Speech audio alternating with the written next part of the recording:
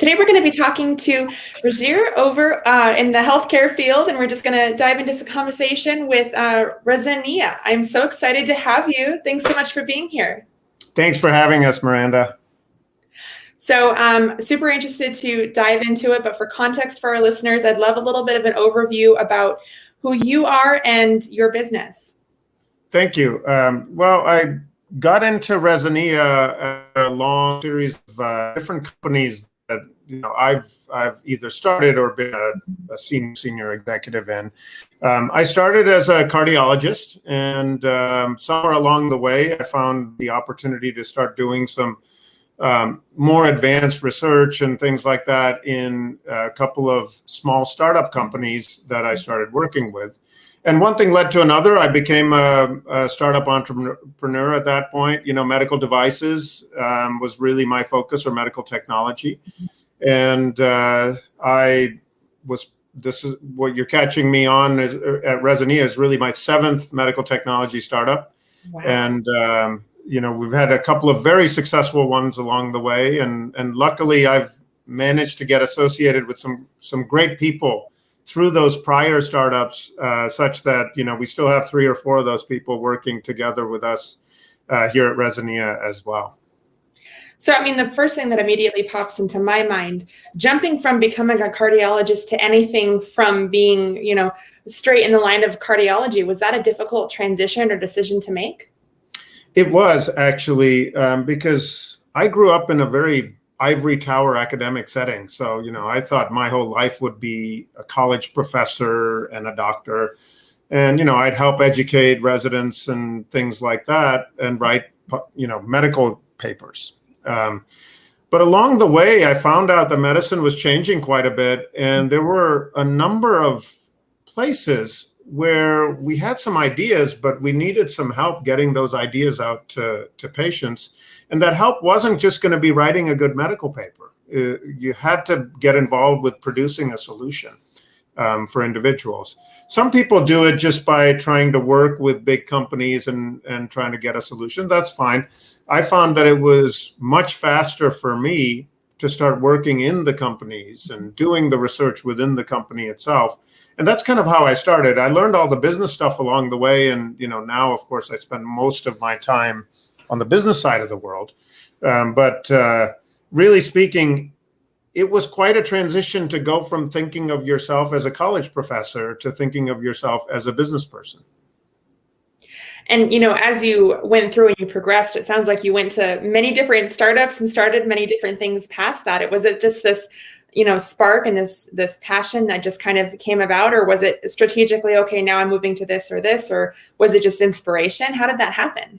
I don't really know the correct answer for that one, Miranda, but I can say it's either I have felt AD, I just can't stay at one thing too much, or what I hope is really the case is that, I've come across some great ideas and great people along the way, and see real opportunities to help patients. And once one of these ideas has had a chance to become successful, I'm not the type of person who can sit back on the couch and binge watch TV all the time.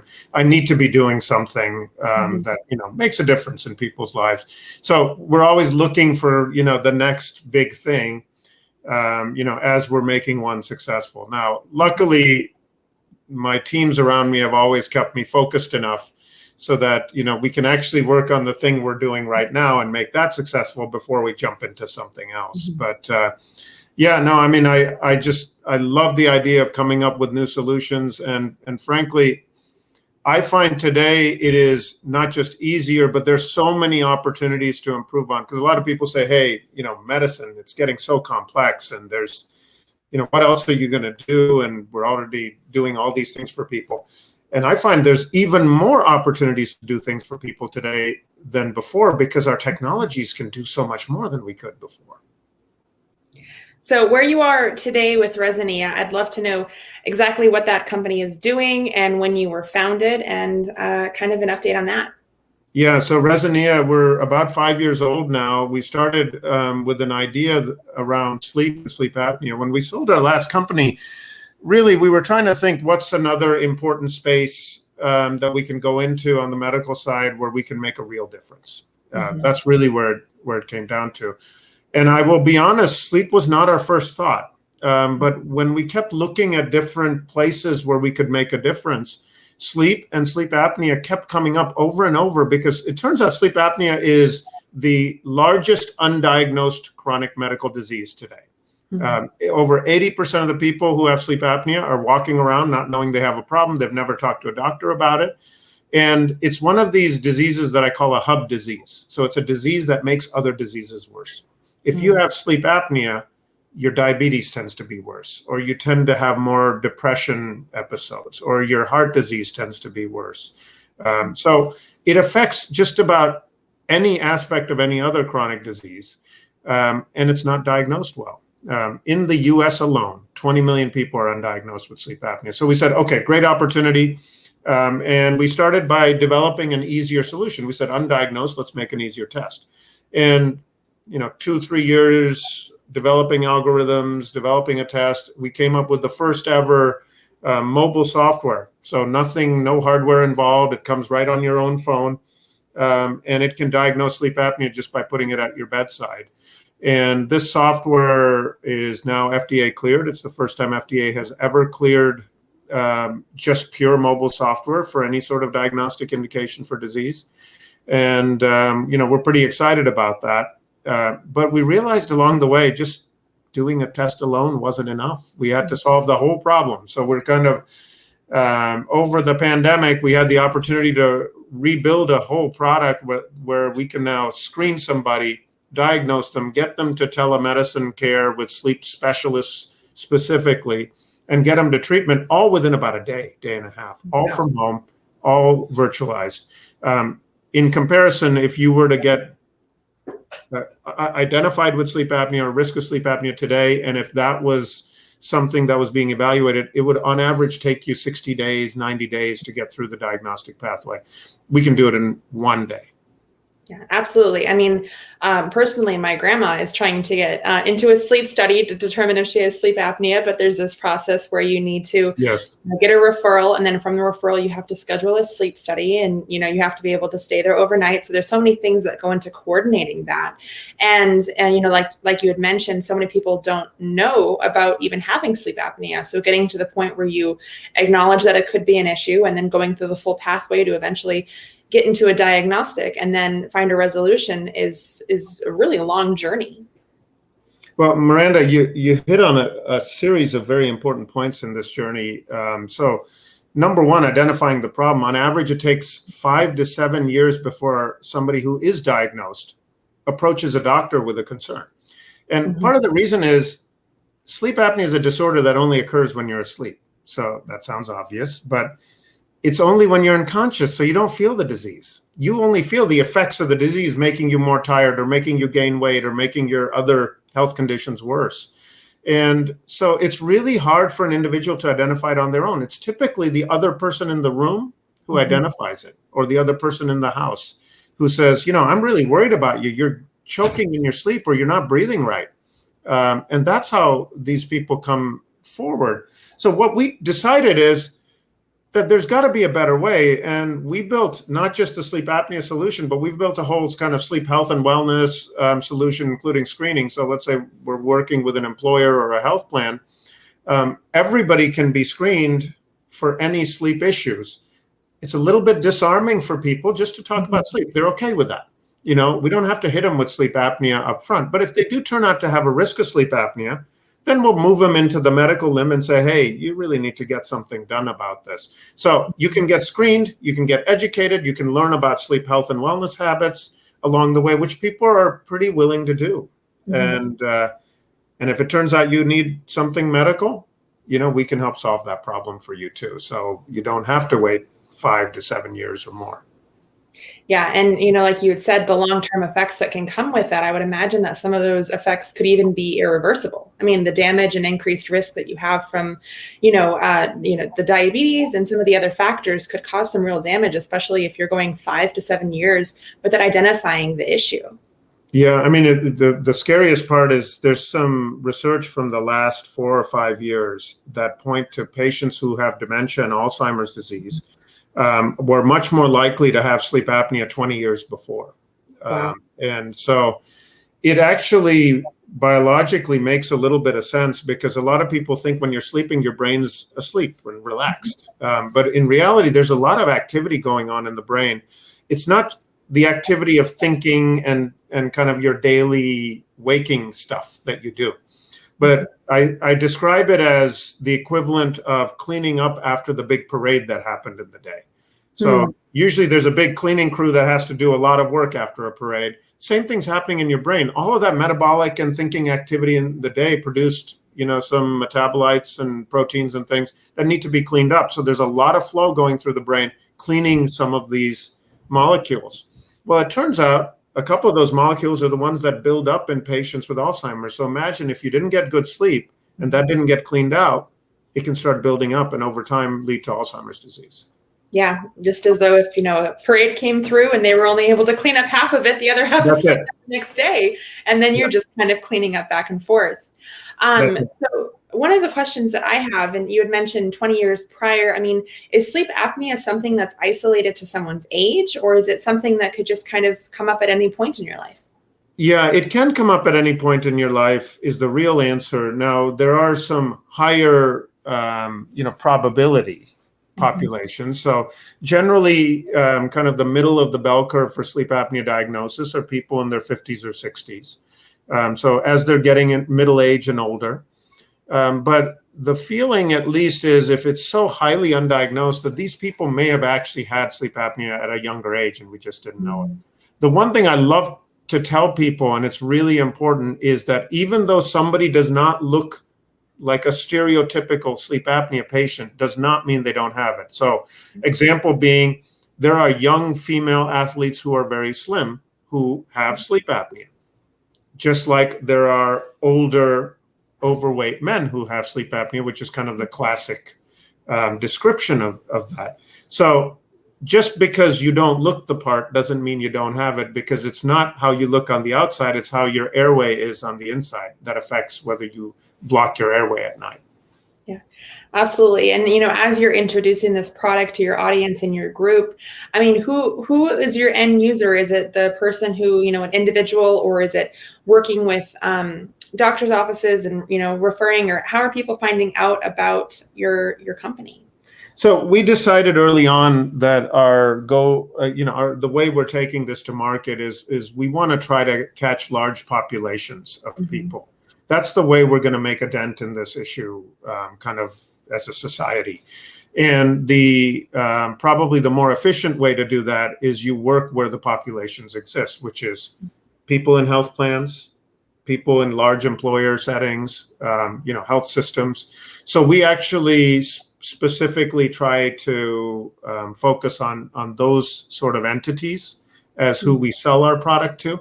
And so, if you have a large employer who buys our product, then you would have access to our system, and we would, of course, encourage you. And we have really pretty good uptake rates once we give access. And that allows you as an individual not to worry about the cost of it because it's being supported by your employer, but just focus on getting, as healthy as you can be. The benefit to, employers and health plans are a couple. They can, of course, save money in these other health conditions that are costing a lot of money, diabetes and heart disease and all that. But the other benefit is people have more energy. They're more productive at work. They actually show up to work. That less days lost at work. And then in certain safety critical industries, which are a focus of ours, like, for example, transportation and trucking, the accident rates go down if you get somebody who's identified as having sleep apnea who gets on treatment. So you can have a huge difference, not just in that person's life, but in the lives of other people in the case of accidents that you could be affecting. Yeah, absolutely. And I think one of the reasons, at least, I think that people put off maybe getting medical treatment on things is because they think that the end treatment is scary. Like if you ignore an issue and you don't know what it is, then, it can't hurt you if you don't know what it is. But when someone has sleep apnea and then there is a treatment that, they're issued, what does that look like? Yeah, and I think that's a great point you brought up. One of the things that people who know a little bit about sleep apnea do have a little bit fear around is what's called CPAP, which is a device that you wear like a mask overnight over your face, and it delivers continuous positive airway pressure. That's what the letters stand for, meaning there's air pressure being delivered through that mask to help essentially hold your airway open with pressure. Now, most people, when they see somebody strapped to a mask, they envision seeing their grandfather in the ICU before he passed away or things like that. So there's a lot of negative stigma around the visual that people imagine.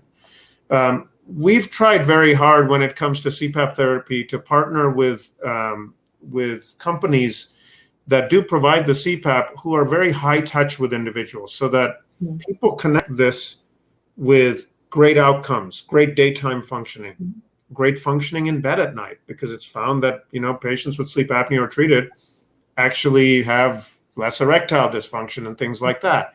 So if you can think of this simple treatment that doesn't involve any medications and only is applied when you're asleep as completely changing your life, it's more likely to get somebody to comply.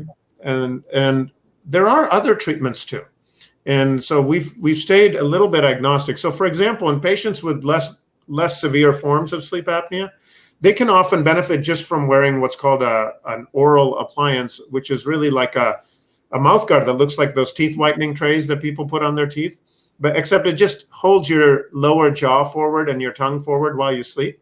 So just something you wear at night, like a mouth guard, much easier to do and can make compliance better. Because obviously, if you have sleep apnea and you get prescribed something, if you don't use it, it's useless, right? I mean, a CPAP machine can work, but it doesn't work if it sits in the closet all the time, So these oral appliances are good alternative solutions, and you have to go to a dentist to get it custom fitted so that it fits your teeth, not somebody else's teeth, and can help you without causing excessive pain or something like that.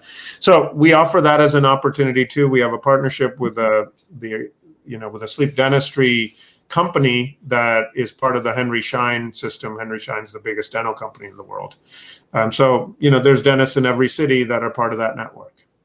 I mean, I think that's really interesting how you're emphasizing getting away from this, image. I mean, I have that image in my head. When I think of sleep apnea, I think of this giant CO2 tank that you have to haul around and having it right next to your bedside. But when you're representing the, the better life, if you can have a better life when you're awake, what does it matter when you're asleep, Right. And, some of the masks, these manufacturers for these machines have been trying, they just haven't gotten the message out well enough to the end consumers. Like some of the masks just fit under your nose only. It's like a little thing under your nose. So it's much easier to wear than, let's say, a full mask over your face. There's also full face masks that just, it looks like a space suit sort of mask. And I always point people, if you want to know what those look like, look up Shaquille O'Neal. He's like one of the, brand spokesmen in terms of sleep apnea, healthy athlete, a very wealthy business person now.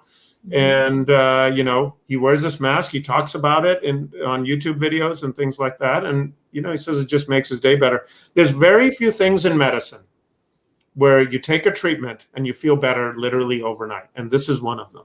Like you'll feel better the next day, if you follow through. So, we always encourage people to say, if the optics don't seem right, first of all, there's other masks to try. And secondly, just think about how great your day is going to go. And you're not wearing it all day. You're just wearing it at night, Yeah, and you make a great point where you're literally going to feel better over day. I mean, I struggle with just taking additional vitamin C or additional vitamin C. And, the gradual progression of like, okay, I need to do this and eventually I'll see some effects. But if there's going to be something where it was like a significant, like your life will be improved and you don't have to do very much. I mean, it really does seem like an easy story and concept for people to grasp. Yeah. And, your vitamin C example is perfect because most medicines we take, we don't feel better right away. In fact, sometimes they make us feel a little worse. Like you may take something for blood pressure that makes you a little tired. But you are taking it because, if you get your blood pressure normal, your survival is going to be better. You're going to live a longer, healthier life. With this, you feel better right away. Most people who get on CPAP, they feel better. Here's the other weird stuff. 30 to 40% of people, once they start CPAP, they just start losing weight, if they were overweight. And they're not doing anything different. And there's a good reason biologically, by the way, for that. Is there's a hormone shift that occurs when you breathe normally when you sleep, and that hormone shift helps you lose weight. And so if people think in those terms, like, we had a patient, didn't know he had a problem or anything like that, and he was one of our beta testers a few years back. Literally within a week, he was struggling to lose weight. He was 30 or 40 pounds overweight. Literally within a week, he started losing weight. Over 2 months, he lost 45 pounds. And wow. Did he change anything in lifestyle? No. He said, I just found I had more energy to go hiking in the hills that I otherwise would maybe skip because I didn't have energy. But he said, I didn't crave those sweets that I used to crave and all of these things. Just the cravings went away. So there's a lot of side benefits that we don't think about. It sounds like a good idea that you breathe well overnight. I mean, that just generically sounds like a good idea. Let's make it so. Yeah. And I mean, honestly, that's a sales pitch in it enough for me. I'm going to go check to have it be. Yes, lose weight by using CPAP. There you go. Displacing the blame. Like, see, it wasn't the fact that I don't, have a too much of a balanced diet. It's sleep. It is. It matters, actually. And it's so funny because people do lots of things to lose weight, lots of complex things to their bodies, to lose weight. And this is a simpler thing to do if you have this disease. Mm-hmm. Yeah, no, it seems like it's definitely worth, understanding how your body works day and night. Yes. So as you kind of went on this journey to help other individuals, was this prompted because maybe something in your lifestyle or someone that you knew struggled with it? I mean, what caused you? I know that you did some initial research in the beginning, but what caused you to dedicate 5 years of your life on this? Yeah, no, it's a great question, Miranda. And I do always like to try to find a good, kind of personal connection to anything I'm doing because it makes it real. Like you're doing this to either help yourself or help someone close to you. So yes, I had a couple of friends who were diagnosed with sleep apnea, and they talked about how it changed their lives when they got on treatment and things like that. And generically about sleep, I was a Silicon Valley executive for many years. I mean, Resonea is the first company we've set up in Arizona, although I've lived in Arizona for many, many years.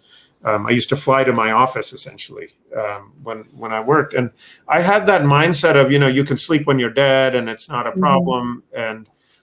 And it's funny, when you work very hard, like, the 18, 20-hour work days and things like that, and you feel like, oh, okay, I've done a lot of work, you don't realize how inefficient you are sometimes. And what happened is we sold our last company.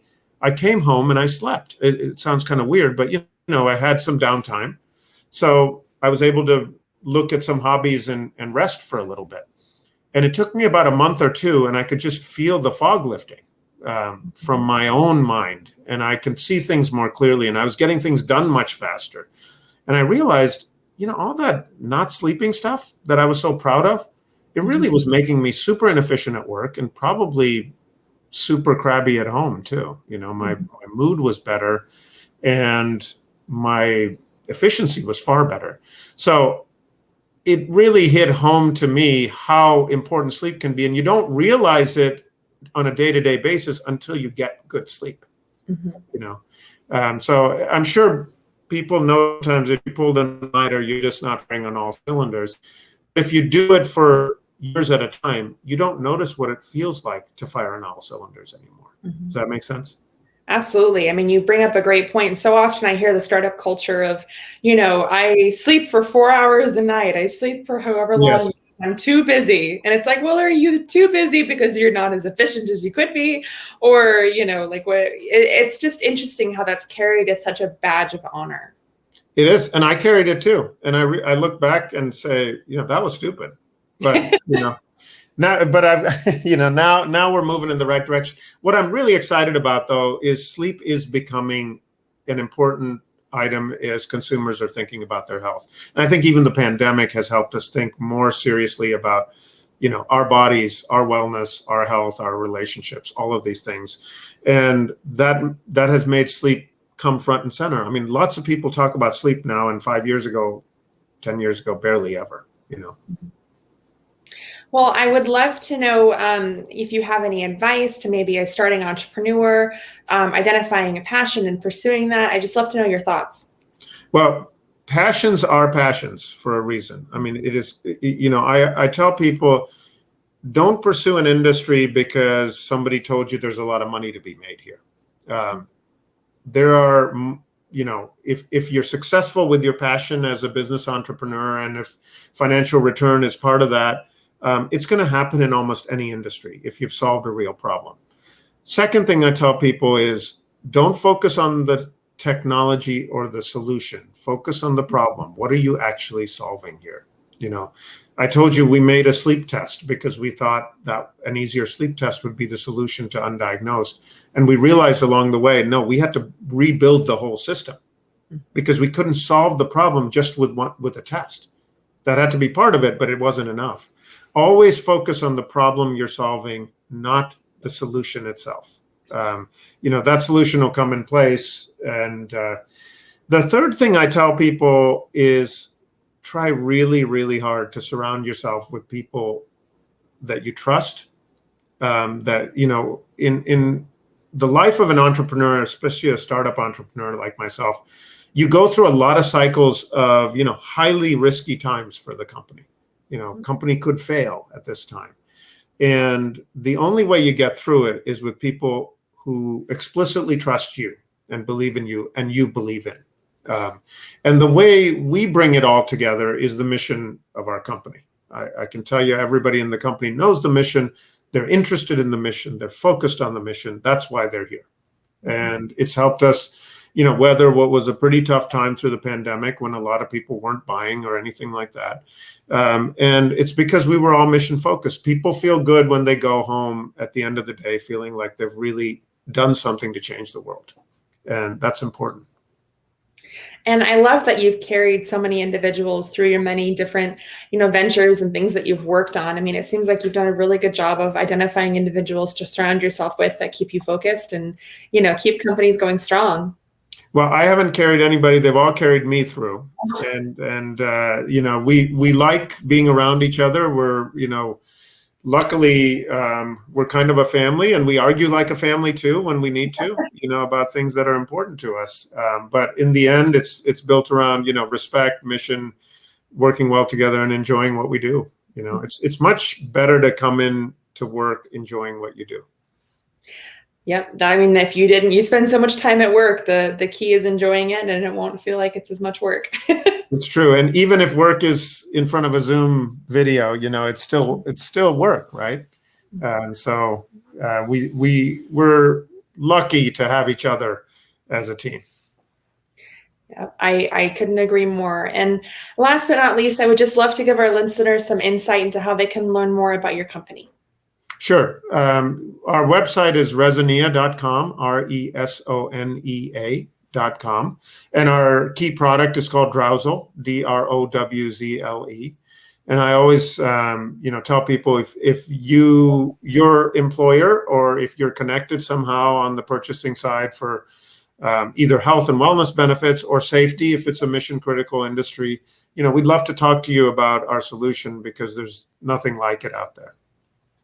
Well, thank you so much. And I'm definitely going to be looking you up because, like I had said, my grandma's going through it right now, and it seems like it's going to solve problems. So thank you so much for your time. Thanks, Miranda, and pleasure talking with you.